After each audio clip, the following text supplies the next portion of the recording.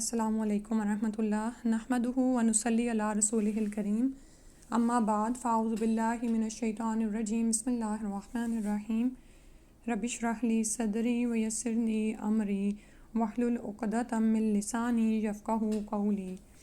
حج اور عمرہ کے مسائل، طواف الوداع یعنی طواف وداع کا آج ٹاپک پڑھنا ہے اور صفحہ نمبر 174 ہے۔ مسئلہ 338 ہے، حج مکمل کرنے کے بعد مکہ مکرمہ سے رخصت ہونے سے قبل طواف وداع کرنا واجب ہے۔ عن ابن عباس رضی اللہ عنہما قال کان الناس ینصرفون فی کل وجہ فقال رسول اللہ صلی اللہ علیہ وسلم لا ینفرن احد حتی یکون آخر عہدہ بالبیت، رواہ مسلم۔ عبداللہ بن عباس رضی اللہ عنہما فرماتے ہیں، لوگ حج ادا کرنے کے بعد جدھر چاہتے چلے جاتے، تو آپ صلی اللہ علیہ وسلم نے ارشاد فرمایا کوئی شخص اس وقت تک نہ جائے جب تک آخری بار طواف نہ کرے۔ اسے مسلم نے روایت کیا ہے۔ تو طواف وداع جو ہے ضروری ہے، اس کی وضاحت میں انہوں نے لکھا ہوا ہے کہ طواف وداع ترک کرنے پر یعنی چھوڑنے پر ایک دم، یعنی ایک دم کا مطلب ہوتا ہے خون، یعنی ایک قربانی واجب ہے۔ 12 ذی الحجہ کو طواف وداع ادا کرنے کے بعد منع آ کر رمی کرنا درست نہیں، ٹھیک ہے۔ اور اہل جدہ یا اہل طائف کا 12 ذی الحج کو منع سے ہی جدہ یا طائف اس نیت سے واپس چلے جانا تاکہ ہجوم کم ہونے کے بعد واپس آ کر طواف وداع ادا کر لیں گے، جائز نہیں، ٹھیک ہے۔ اب یہ جو ظاہر ہے جو جدہ یا اہل طائف سے آئے ہوئے ہیں وہ اگر پہلے ہی چلے جائیں تو پورا حج کے ارکان پورے کریں گے، ٹھیک ہے۔ اب ظاہر ہے یہ ہم سے ریلیٹڈ تو نہیں ہے، لیکن اس سے بات یہ سمجھ آ رہی ہے کہ طواف وداع جو ہے وہ کرنا ضروری ہے، اور اس میں انہوں نے فتاویٰ بھی دیا ہوا ہے۔ اس کے بعد ہے طواف وداع صرف اسی وقت ادا کرنا چاہیے جب مکہ مکرمہ سے رخصت ہونے کا ارادہ ہو۔ رات کے وقت طواف وداع کر کے دن کو سفر شروع کرنا درست نہیں، الا یہ کہ کوئی شرعی عذر ہو، یعنی یہ کہ اگر کوئی آپ کی فلائٹ بک ہے یا اور کوئی بات ہے اور آپ کو وقت نہیں ملے گا تو پھر عمرہ ادا کرنے کے بعد طواف وداع کرنا واجب نہیں، مستحب ہے، ٹھیک ہے۔ یہ ہم پیچھے پڑھ رہے ہیں لیکن یہاں پر انہوں نے پھر ایکسپلین کر رہے ہیں کہ یہ حج کے لیے جو ہے طواف وداع ادا کرنا واجب ہے، لیکن اگر آپ عمرے کے لیے گئے ہیں تو وہ اس میں واجب نہیں ہے۔ جو طواف عمرے کے ارکان میں شامل ہے وہ تو آپ کریں گے، ٹھیک ہے، لیکن اس کے بعد جو طواف وداع ہے یعنی، اور یہ ہوتا کیا ہے دراصل کہ آپ صلی اللہ علیہ وسلم کے الفاظ میں آپ کو نظر آ رہا ہے کہ لا ینفرن احد حتی یکون آخر عہدہ بالبیت، ٹھیک ہے۔ آخر عہدہ یعنی اس کا آخری جو ہے وہ طواف نہ کر لے تب تک یہاں سے نہ جائے، ٹھیک ہے۔ تو لیکن عمرہ جب آپ نے پورے سارے ارکان پورے ہو گئے لیکن ابھی اگر آپ نے طواف وداع نہیں کیا تو اگر تو آپ کے پاس ہے یعنی ٹائم وغیرہ اور سب کچھ حالات ہیں تو مستحب ہے، کر لیں، لیکن واجب نہیں ہے، یعنی یہ نہیں ہوگا کہ طواف وداع کیے بغیر آپ چلے جائیں تو آپ کا عمرہ مکمل نہیں ہوگا۔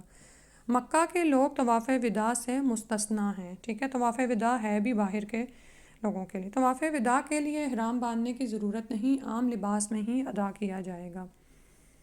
اور اس میں پھر ظاہر ہے آپ یہ اب میں نے جیسے میرے سننے میں آ رہا تھا کہ یہ خیر یہ عورتوں کے لیے نہیں ہے کیونکہ عورتوں کا پتہ نہیں چلتا کہ وہ احرام کے لباس میں ہیں یا غیر احرام میں ہیں، مردوں کا ظاہر ہے پتہ چلتا ہے، تو وہ مکہ کے صحن میں صرف ان کو اترنے دیتے ہیں، ان مردوں کو جنہوں نے احرام کا لباس پہننا ہوتا ہے، ٹھیک ہے۔ اس کے بعد ہے طواف وداع میں رمل نہیں، اس میں رمل نہیں ہے، وہ جو تیز تیز قدم اٹھانے تھے نا پہلے 3 چکروں میں، طواف وداع کے بعد صحیح بھی نہیں ہے، ٹھیک ہے۔ طواف کا مطلب صرف 7 وہ چکر ہیں جو وہاں پر لگائے جاتے ہیں۔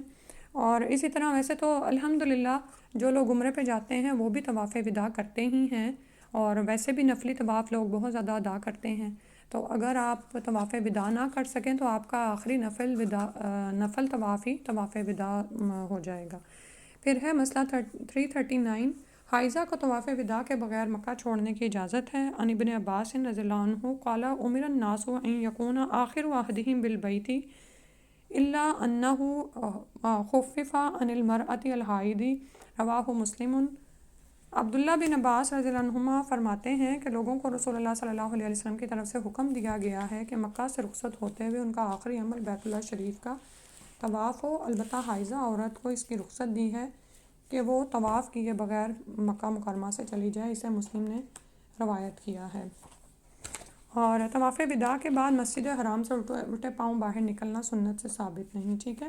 تو آپ یہ دیکھیں کہ پیچھے جو ہم نے طواف الزیارہ پڑھا تھا نا، اور جو کہ حج کا ایک رکن تھا، تو اس میں کیا تھا کہ اگر حائضہ بالکل ہی مجبور ہو جائے تو اس کو یہ طواف زیارہ ہر صورت میں کرنا ہے۔ اور پھر وہ اس میں احکام حیض ہم نے پڑھے تھے فضیلت الشیخ محمد بن صالح العثیمین کے رحمہ اللہ، کہ جب کوئی بھی صورتحال نہ بن پا رہی ہو تو ایسی خاتون پھر مضبوط لنگوٹ باندھ کر بھی طواف ضرور کر لے حالت حیض میں۔ لیکن یہاں پر طواف وداع کے لیے ہمیں پتہ چل رہا ہے کہ اگر وہ حالت حیض میں ہے تو پھر ایسی عورت جا سکتی ہے طواف کیے بغیر مکہ مکرمہ سے۔ حج النساء آج پڑھتے ہیں خواتین کا حج۔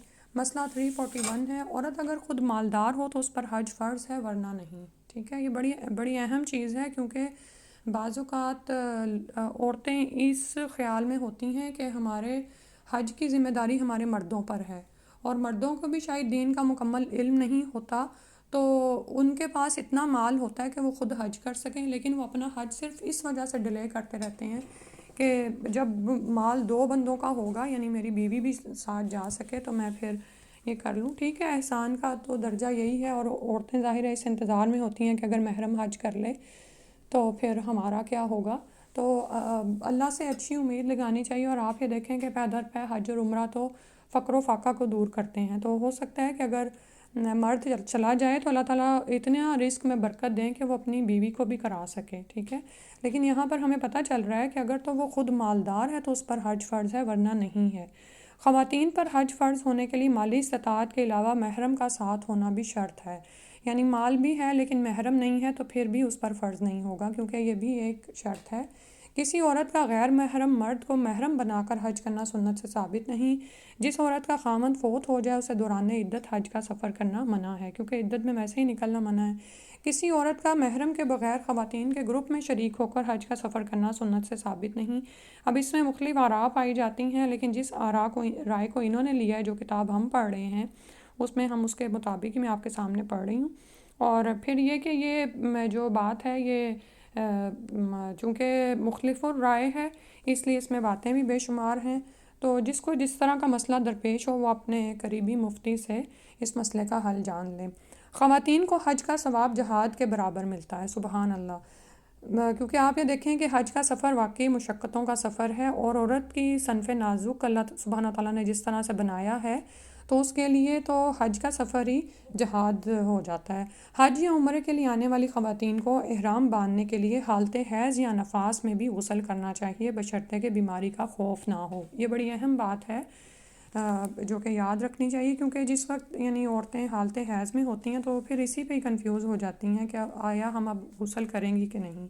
ان عائشہ رضی اللہ عنہا قالت نفست اسماء بنت امیس رضی اللہ عنہا بمحمد ابن ابی بکر رضی اللہ عنہ بالشجرۃ فامر رسول اللہ صلی اللہ علیہ وسلم ابا بکر رضی اللہ عنہ یامرها ان تغتسل وتحل، رواہ مسلم۔ حضرت عائشہ رضی اللہ عنہ فرماتی ہیں کہ شجرہ کے مقام پر محمد بن ابو بکر صدیق رضی اللہ عنہ کی پیدائش کے باعث اسماء بنت امیس رضی اللہ عنہ حالت نفاس میں تھیں، یعنی بیٹا پیدا ہوا تو اب وہ حالت نفاس میں تھیں۔ رسول اکرم صلی اللہ علیہ وآلہ وسلم نے حضرت ابو بکر صدیق رضی اللہ عنہ کو حکم دیا کہ اسماء رضی اللہ عنہ یعنی اپنی بیوی سے کہیں کہ غسل کر کے احرام باندھ لیں، ٹھیک ہے، خواہ وہ حالت نفاس میں ہیں، اور یہی حکم جو ہے وہ حالت حیض کی خاتون کے لیے بھی ہوگا، اسے مسلم نے روایت کیا ہے۔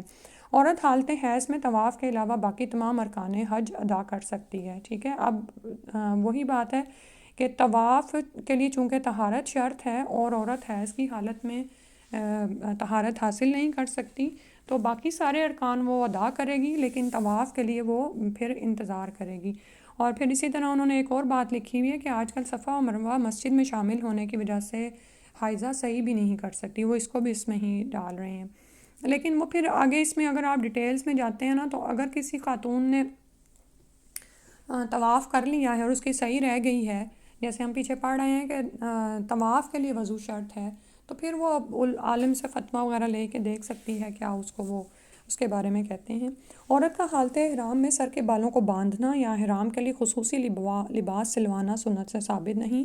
حالت احرام میں عورت کو ممکن حد تک پردے کا اہتمام کرنا چاہیے۔ یہ کافی چیزیں ہم پیچھے الحمدللہ پڑھ رہے ہیں، بس وہ چونکہ عورتوں کا حج یعنی خواتین کا حج بیان کریں تو ون بائی ون کچھ چیزیں ڈیٹیل کے ساتھ ڈسکس کریں۔ خواتین کے لیے بیت اللہ شریف کے پہلے 3 چکروں میں رمل ہے، نہ سعی کے لیے میلین اقدرین کے درمیان تیز دوڑنا، ٹھیک ہے، یعنی نہ تو وہ بیت اللہ کے گرد رمل کریں گی جو مرد کرتے ہیں پہلے 3 چکروں میں، اور نہ ہی سعی کے دوران اور جو گرین لائٹس کا ایریا ہے جہاں پر مرد تیزی سے دوڑتے ہیں وہاں پہ وہ دوڑیں گے بھی نہیں، ٹھیک ہے۔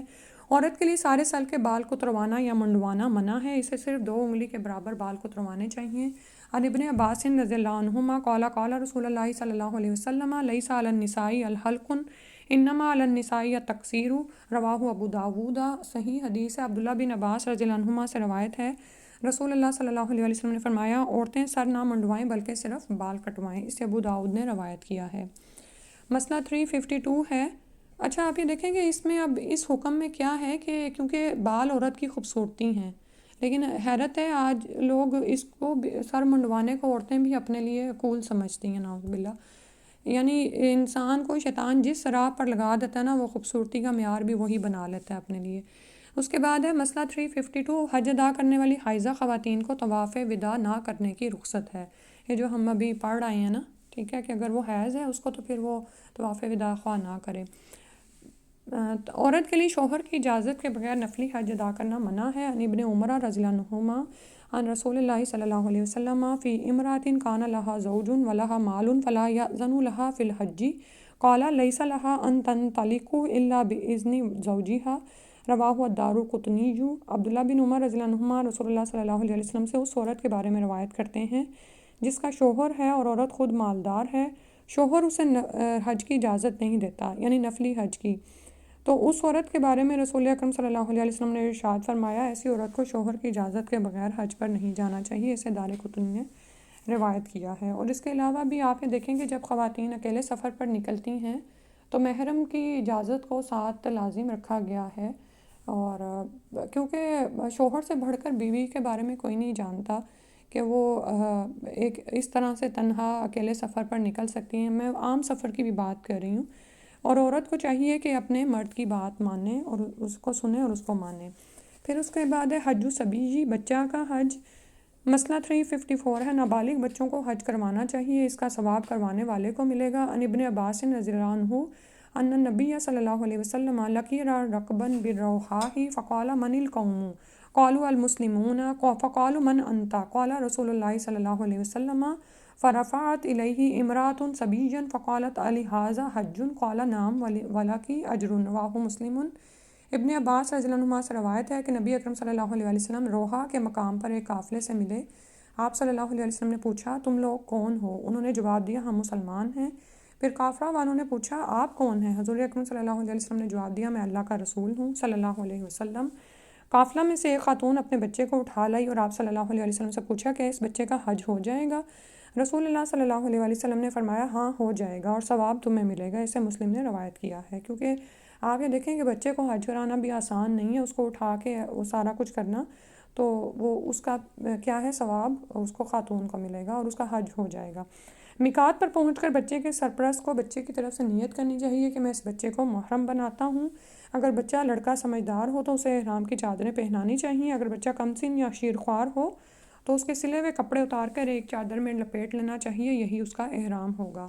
حسب ضرورت بچے کو حالت احرام میں پلاسٹک کی نکر یا پیمپر وغیرہ لگانا جائز ہے، یعنی جو بھی آپ نیپی یا کچھ لگا سکتے ہیں وہ بھی جائز ہے۔ بچے کی طرف سے ان کے کسی ایک سرپرست کو تلبیہ کہنا چاہیے۔ اور یہاں پہ نا یہ بچے کی بات ہو رہی ہے، لیکن اس کے علاوہ اگر کوئی بوڑھا ایسا شخص ہے تو اس کے لیے بھی ان چیزوں کی اجازت ہے جو اس کی ضرورت ہے، جس کے بغیر وہ رکن ادا نہیں کر سکتا۔ بچے کو اٹھا کر طواف یا سعی کی جائے تو حامل اور محمول دونوں کی بیک وقت سعی ہو جاتی ہے، ٹھیک ہے۔ طواف کے بعد باشعور بچے کو مقام ابراہیم پر 2 رکعت نماز پڑھوانی چاہیے، ٹھیک ہے، یعنی ظاہر ہے جس پر نماز ہے فرض۔ طواف کے بعد بچے کو بھی زمزم پلانا چاہیے، سعی کے بعد بچے کا حلق یا قصر کروانا چاہیے۔ ایام حج میں بچے کے سرپرست کو بچے کی طرف سے رمی کرنا چاہیے، یعنی وہ سارے ارکان جو عام انسان کرتا ہے وہ سارے بچے کی طرف سے بھی ہوں گے۔ ہر بچے کی طرف سے حسب احکام میں حج الگ الگ قربانی دینی ضروری ہے، واللہ عالم بالصواب۔ اور اب تو میرا خیال ہے کہ 12 سال سے نیچے کی عمر کے بچوں کے پہ حج کے پہ انہوں نے پابندی لگا دی ہے، مجھے اب پتہ نہیں ہے، ویسے یہ کہیں سے سنا تھا میں نے۔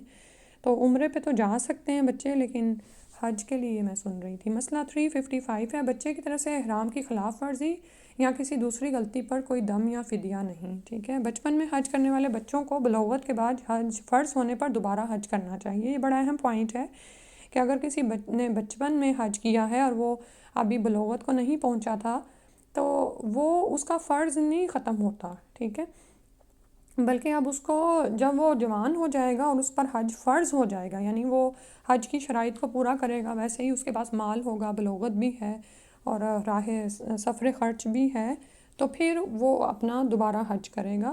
اور اب یہ پڑھ لیتے ہیں۔ عن ابن عباس رضی اللہ عنہ قال قال نبی صلی اللہ علیہ وسلم ایما صبی حج ثم بلغ الحنس فعلیہ ان یحج حجۃ اخری و ایما عبد ثم اعتق فعلیہ ان یحج حجۃ اخری، رواہ طبرانی۔ عبداللہ بن عباس رضی اللہ عنہما کہتے ہیں کہ نبی اکرم صلی اللہ علیہ وسلم نے فرمایا، جو بچہ حج کرے پھر بالغ ہو جائے تو استطاعت ملنے پر اسے دوبارہ حج کرنا چاہیے، اور جس غلام نے حج کیا پھر آزاد کیا گیا تو اسے استطاعت ملنے پر دوبارہ حج کرنا چاہیے، اسے طبرانی نے روایت کیا ہے، ٹھیک ہے۔ تو جب وہ بچہ جوان ہو جائے یا غلام آزاد ہو جائے تو اگر اس کے پاس استطاعت ہے تو پھر وہ اپنا حج کرے، ادروائز یہ نہیں ہے کہ بچپن میں کیا گیا حج کی وجہ سے اس پر حج کوئی فرض ہو جاتا ہے۔ اس کے بعد ہے الحج عن الغیر، دوسروں کی طرف سے حج کرنے کے مسائل۔ زندہ آدمی کی طرف سے حج کرنا، الحج عن الحی یعنی زندہ آدمی کی طرف سے۔ مسئلہ 357 ہے، صاحب استطاعت لیکن بوڑھا، کمزور، مفلوج یا دائمی مریض اپنے مال میں سے کسی ایسے شخص کو حج کرا دے جو پہلے اپنا فرض حج ادا کر چکا ہو تو اس معذور شخص کا حج ادا ہو جائے گا، اسے حج بدل کہتے ہیں۔ پھر ہے، لیکن اس میں آپ یہ دیکھیں کہ اپنا وہ کر چکا ہو، اگر کوئی شخص اپنے مال میں سے کسی دوسرے زندہ شخص کی طرف سے نفلی حج ادا کرے تو اس کا اجر و ثواب حج کرنے والے اور جس کی طرف سے کیا گیا ہے دونوں کو ملے گا انشاءاللہ۔ عورت مرد کی طرف سے حج ادا کر سکتی ہے۔ عن ابن عباس رضی اللہ عنہ انہ قال کان الفضل ابن عباس ردیف رسول اللہ صلی اللہ علیہ وسلم فجاءته امرأة من خثعم تستفتیہ فجعل الفضل رضی اللہ عنہ ينظر الیہا وتنظر الیہ فجعل رسول اللہ صلی اللہ علیہ وسلم یصرف وجہ الفضل الی الشق الآخر قالت یا رسول اللہ صلی اللہ علیہ وسلم ان فریضۃ اللہ علی عبادہ فی الحج ادرکت ابی شیخا کبیرا لا یستطیع ان یثبت علی الراحلۃ افاحج عنہ قال نعم وذالک فی حجۃ الوداع، رواہ مسلم۔ عبداللہ بن عباس رضی اللہ عنہما کہتے ہیں کہ فضل بن عباس رضی اللہ عنہما حج کے موقع پر نبی اکرم صلی اللہ علیہ وسلم کے پیچھے سوار تھے، ردیف تھے۔ قبیلہ خثعم کی ایک عورت حاضر ہوئی اور مسئلہ پوچھنے لگی۔ فضل بن عباس رضی اللہ عنہما اس عورت کی طرف دیکھنے لگے اور وہ عورت فضل بن عباس کو دیکھنے لگی۔ رسول اللہ صلی اللہ علیہ وسلم نے فضل رضی اللہ عنہ کا چہرہ ہاتھ سے پکڑ کر دوسری طرف پھیر دیا، کیونکہ وہ پہلی نظر تو ڈالی لیکن اس کے بعد وہ دیکھنے ہی لگے تو آپ نے پھیر دیا۔ اس عورت نے عرض کیا، یا رسول اللہ صلی اللہ علیہ وسلم، اللہ تعالیٰ نے اپنے بندوں پر حج فرض کیا ہے، میرا باپ بوڑھا ہے، سواری پر سوار نہیں ہو سکتا، کیا میں اس کی طرف سے حج ادا کر سکتی ہوں؟ آپ صلی اللہ علیہ وسلم نے فرمایا، ہاں کر سکتی ہو، یہ حجۃ الوداع کا واقعہ ہے۔ تو یعنی عورت اپنے باپ کے لیے یعنی مرد کے لیے حج کر سکتی ہے، اسے مسلم نے روایت کیا ہے۔ عن ابن عباس رضی اللہ عنہ ان نبی صلی اللہ علیہ وسلم سمع رجلا یقول لبیک عن شبرمۃ قال من شبرمۃ قال اخ لی او قریب لی قال حججت عن نفسک قال لا قال حج عن نفسک ثم حج عن شبرمۃ رواہ ابو داؤد، صحیح حدیث ہے۔ عبداللہ بن عباس رضی اللہ عنہما سے روایت ہے کہ نبی اکرم صلی اللہ علیہ وسلم نے ایک شخص کو شبرما کی طرف سے لبیک کہتے سنا تو پوچھا شبرما کون ہے؟ اس نے عرض کیا میرا بھائی، یا کہا میرا قریبی رشتہ دار۔ آپ صلی اللہ علیہ وسلم نے پوچھا کیا تو نے اپنا حج کیا ہے؟ اس نے عرض کیا نہیں۔ آپ صلی اللہ علیہ وسلم نے فرمایا پہلے اپنا حج ادا کرو پھر شبرما کی طرف سے کرنا، اسے ابو داؤد نے روایت کیا ہے، ٹھیک ہے۔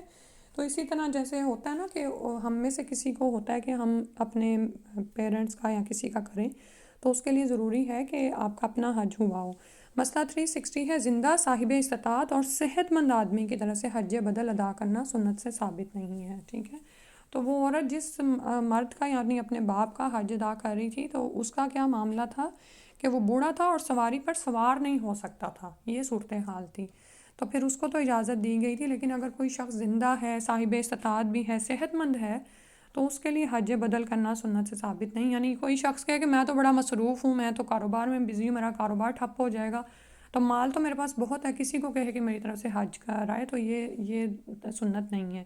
حج بدل میں میقات پر پہنچ کر احرام باندھتے وقت حج کروانے والے کا نام لینا چاہیے، لیکن اگر یاد نہ رہے تو حج میں کوئی نقص واقع نہیں ہوگا۔ یعنی نیت ہی کافی ہے کہ دل کے تو یہی ارادہ نا کہ میں کسی کی طرف سے کر رہا ہوں۔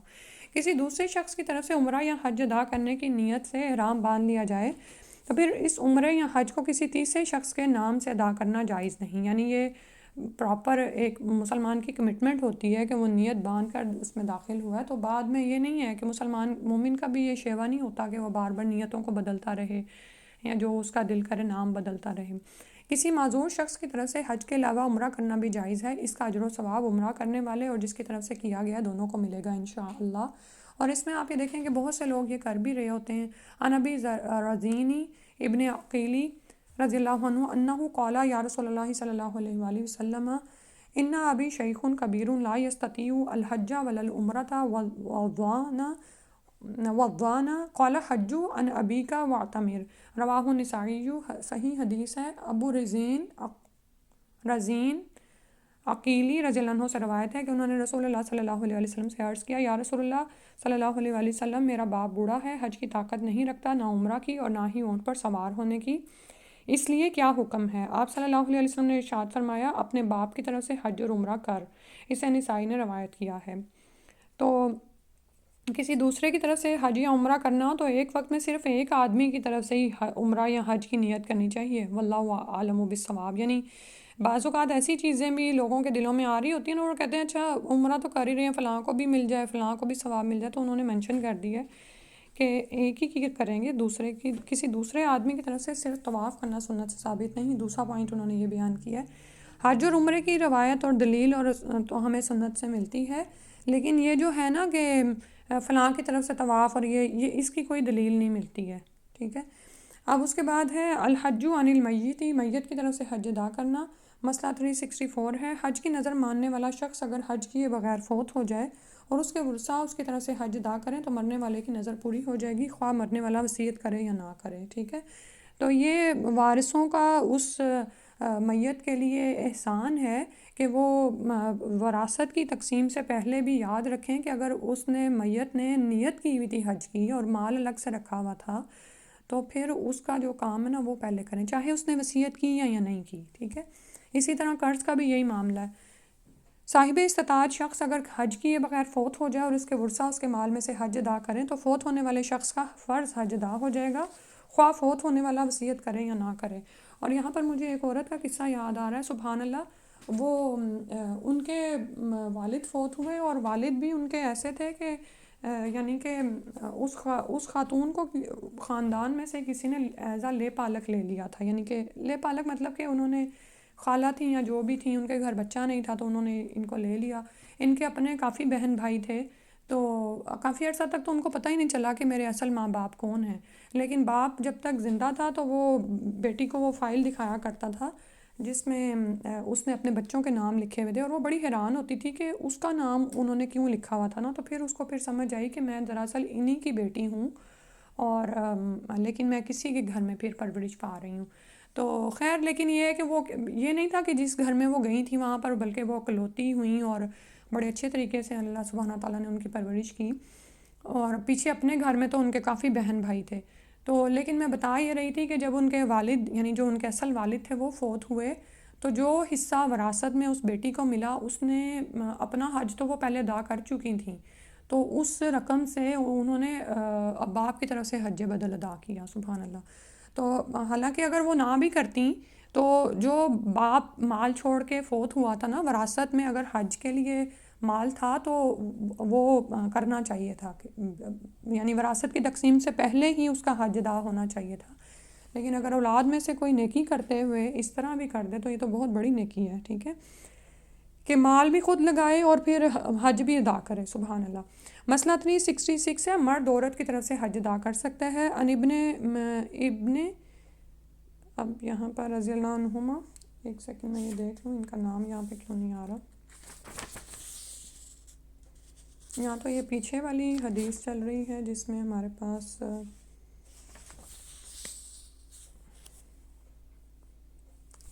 ہاں اب نیچے آ رہا ہے. ان ابن عباس رضی اللہ عنہما سے روایت ہے. ان ابن عباس رضی اللہ عنہما ان امرأة من جہینة جاءت الى النبی صلی اللہ علیہ وسلم فقالت ان امی نذرت ان تحج فلم تحج حتی ماتت افاحج عنہا. عبداللہ بن عباس رضی اللہ عنہما سے روایت ہے کہ قبیلہ جہینہ کی ایک عورت نبی اکرم صلی اللہ علیہ وآلہ وسلم کی خدمت میں حاضر ہوئی اور عرض کیا میری ماں نے حج کی نظر مانی تھی لیکن مرنے سے قبل حج ادا نہیں کر سکی، تو کیا میں اس کی طرف سے حج کروں؟ قالا، رسول صلی اللہ علیہ وسلم نے فرمایا نعم، ہاں، حجی عنہا، اس کی طرف سے حج کرو. ارأیتی لو کان علی امک دین اکنتی قاضیتہ اقدوا اللہ فاللہ احق بالوفاء. رواہ البخاری. تو رسول صلی اللہ علیہ وسلم نے فرمایا ہاں اس کی طرف سے حج کرو. ہاں دیکھو اگر تمہاری ماں پر قرض ہوتا تو کیا تم ادا نہ کرتی؟ بس اللہ کا قرض ادا کرو، اور اللہ تعالیٰ اس بات کا زیادہ حقدار ہے کہ اس کا قرض ادا کیا جائے. اسے بخاری نے روایت کیا ہے. ان ابن عباس رضی اللہ عنہ ان امرأة نذرت ان تحج فماتت فأتى اخوها النبی صلی اللہ علیہ وسلم فسألہ عن ذلك فقال. عبداللہ بن عباس رضی اللہ عنہ سے روایت ہے کہ ایک عورت نے حج کی نظر مانی، فوت ہوئی تو اس کا بھائی رسول اللہ صلی اللہ علیہ وسلم کی خدمت میں حاضر ہوا اور مسئلہ دریافت کیا.